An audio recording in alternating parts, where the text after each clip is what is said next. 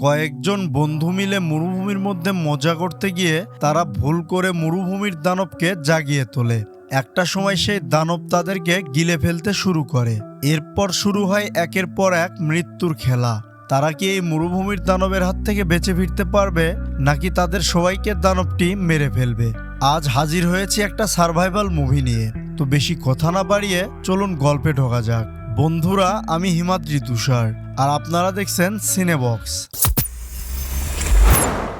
গল্পের শুরুতেই দেখানো হয় একটা সমুদ্রের তীরে পার্টি চলছে, আর এই পার্টিতে সবাই নিজেদের মতো করে উপভোগ করছিল। তাদের মধ্যে একটি ছেলে সবার মোবাইল নিয়ে একটি ব্যাগে রেখে দেয়, যাতে কেউ মোবাইল দিয়ে ভিডিও করে সেটা ইন্টারনেটে আপলোড করতে না পারে। ঠিক এই সময় তারা একটা অদ্ভুত জিনিস দেখতে পায়। এই অদ্ভুত জিনিসটার কিছু অংশ তারা ভেঙে ফেলে। এরপর সিন শিফট হয়। পরের দিন সকালে সবার ঘুম ভাঙছিল। বেঞ্চের উপরে যে মেয়েটি শুয়ে আছে, এই মেয়েটির নাম ছিল মার্শা। মার্শার ঘুম ভাঙার পর হঠাৎ করে বমি করা শুরু করে। বাকিরা এটাকে স্বাভাবিকভাবে নেয়। তখনই সেখানে কেলি নামের মেয়ে খেয়াল করে বালুর মধ্যে একটি কাককে কে যেন টেনে নিয়ে যাচ্ছে। এই অদ্ভুত জিনিসটা পাখিটাকে মুহূর্তের মধ্যে বালুর মধ্যে টেনে নিয়ে যায়। এটা দেখে কেলি মার্শাকে বালুর মধ্যে পা দিতে নিষেধ করে। মার্শা ততক্ষণে বালুর মধ্যে এক পা দিয়ে দেয় এবং তার পা সেখানেই আটকে যায়। এরপর মার্শা তার পা উপরে তোলার জন্য বালুর মধ্যে হাত দেয়, কিন্তু তার হাতও সেখানে আটকে যায়। মার্শা সাহায্যের জন্য চিৎকার করতে থাকে।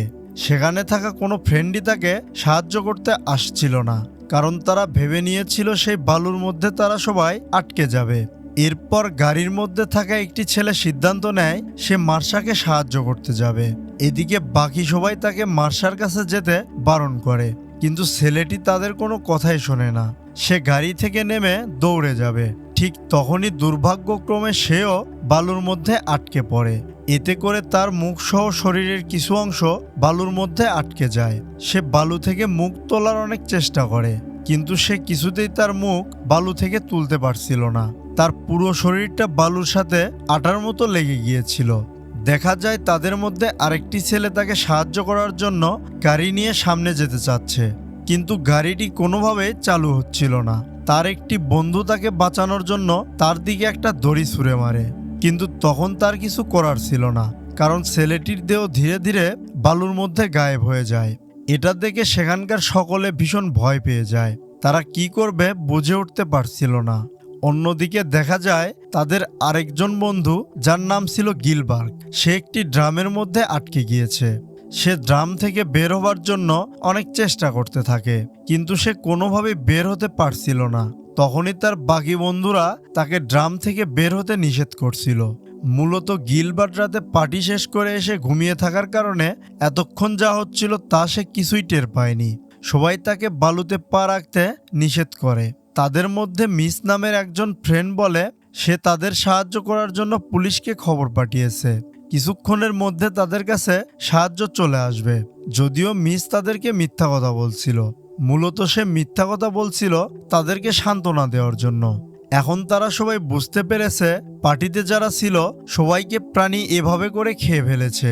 এদের মধ্যে শুধু তারাই বেঁচে আছে, কারণ তারা বালুর সংস্পর্শে ছিল না। এরপর তাদের নজর গত রাতে সেই অদ্ভুত জিনিসটার ওপরে যায়, যেটাকে দেখতে মূলত ডিমের ভাঙা অংশের মতো লাগছিল। তখন তারা বুঝতে পারে এটার মধ্যে হয়তোবা সেই অদ্ভুত প্রাণীটি ছিল, আর প্রাণীটি এই বালুর মধ্যেই লুকিয়ে আছে। বালুর মধ্যে লুকিয়ে প্রাণীটি তাদের একে একে সবাইকেই মেরে খেয়ে ফেলছে। কেলি এখানে চালাকি করে এই দানবটা কত বড় এটা জানার জন্য একটা খাবার ছুঁড়ে মারে। তখন সে বুঝতে পারে প্রাণীটি অনেক বড় এবং অনেক অংশ জুড়ে এখানে রয়েছে। এরপর জোনা নামের একজন বলছিল তাদের এখন কিছু একটা করতে হবে।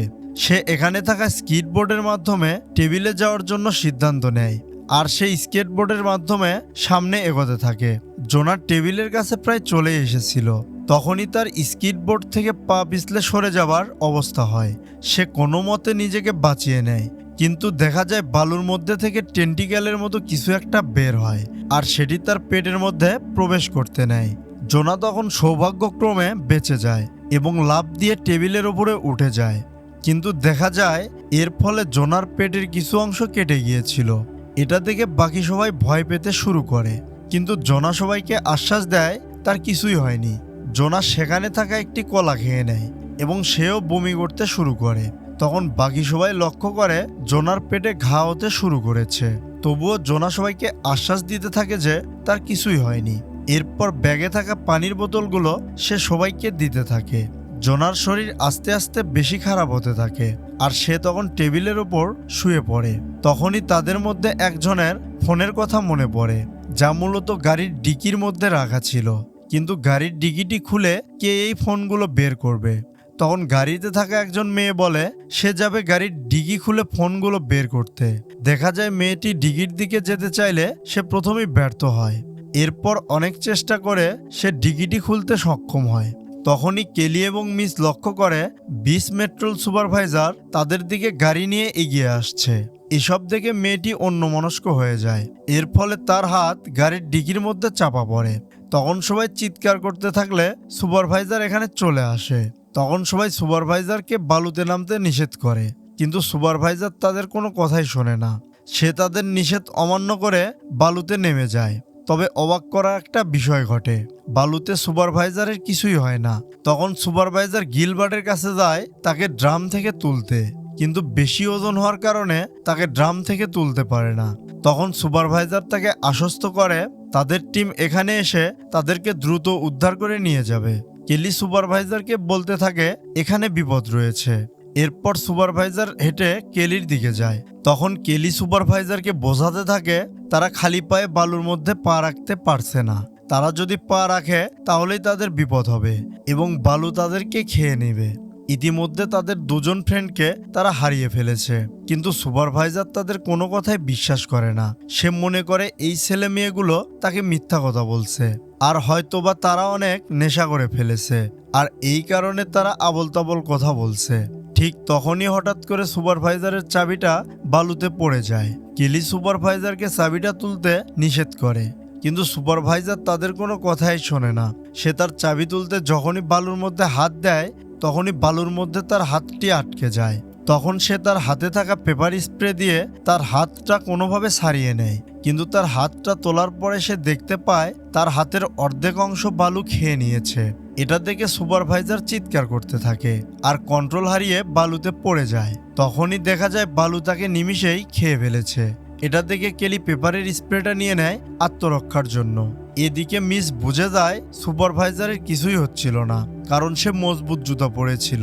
এটা সে বাকি সবাইকে বোঝায়, আর সে বলে পায়ে তাওয়াল পেঁচিয়ে সামনের দিকে যাওয়া যাবে, আর এজন্য গাড়িতে থাকা ফ্রেন্ডদের তাওয়াল ছুঁড়ে দিতে বলে।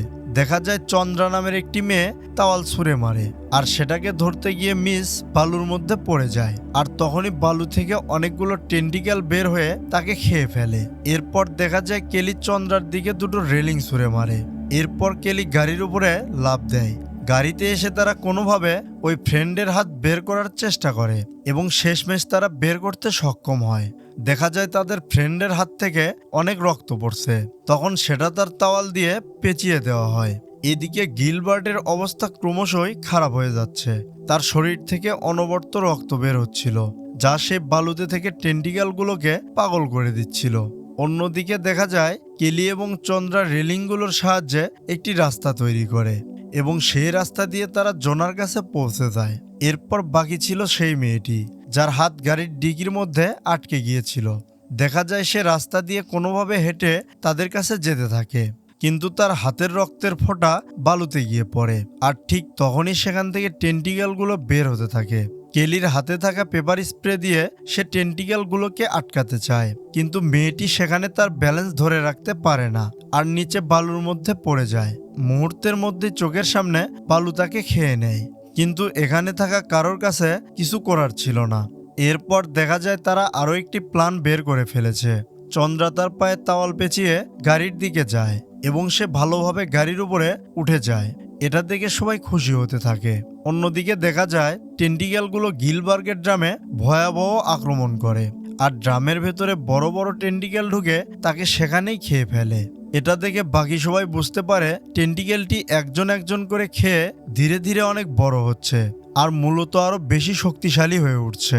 যাই হোক, এরপর দেখা যায় একটি টেন্টিকেল সুপারভাইজারের গাড়িটি নাড়াতে থাকে, যার কারণে চন্দ্রা গাড়ির উপরেই পড়ে যায় আর মাথায় আঘাত লাগার কারণে সে অজ্ঞান হয়ে যায়। এসব দেখে কেলি হতাশ হয়ে সেখানে শুয়ে পড়ে আর অপেক্ষা করতে থাকে চন্দ্রার জ্ঞান আসা পর্যন্ত। যখন চন্দ্রার জ্ঞান ফিরে আসে তখন অনেক রাত হয়ে যায় আর চারদিকে অনেক ভয়ঙ্কর অন্ধকার। এরপর চন্দ্রা এবং কেলি কোনোভাবে জোনাকে গাড়িতে নিয়ে আসে আর তারা কোনোভাবে গাড়িতে ঢুকে যায়, কিন্তু কেলি ঢোকার আগে সেখানে টেন্টিকেলগুলো ভয়ঙ্কর রূপ ধারণ করে কেলির উপর আক্রমণ করে। কেলি কোনোভাবে বেঁচে গিয়ে গাড়ির ওপর থেকে একটি তেলের ক্যান নিয়ে যায়, কিন্তু সেই দানবটি তার হাত থেকে তেলের ক্যানটি নিয়ে নেয়। এরপর কেলি সেখানে থাকা আরেকটি তেলের ক্যান নিয়ে তার সাথে নিয়ে নেয় এবং সেটাকে গাড়ির চারদিকে ছিটিয়ে সেখানে আগুন লাগিয়ে দেয়। এর ফলে টেন্টিকেলগুলোর শরীরে আগুন লেগে যায় আর এই সুযোগে কেলি গাড়ির ভিতরে প্রবেশ করে। দেখা যায় দানবটি তখনও থেমে থাকেনি, সে তার টেন্টিকেল দিয়ে গাড়ির দরজা খোলার অনেক চেষ্টা করে। অন্যদিকে কেলিও গাড়ির ভেতর থেকে দরজাটা টেনে ধরে। কিছুক্ষণ পর প্রাণীটি বালুর নিচে চলে যায়। এদিকে তারা গাড়ির ভেতরে ঘুমিয়ে পড়ে।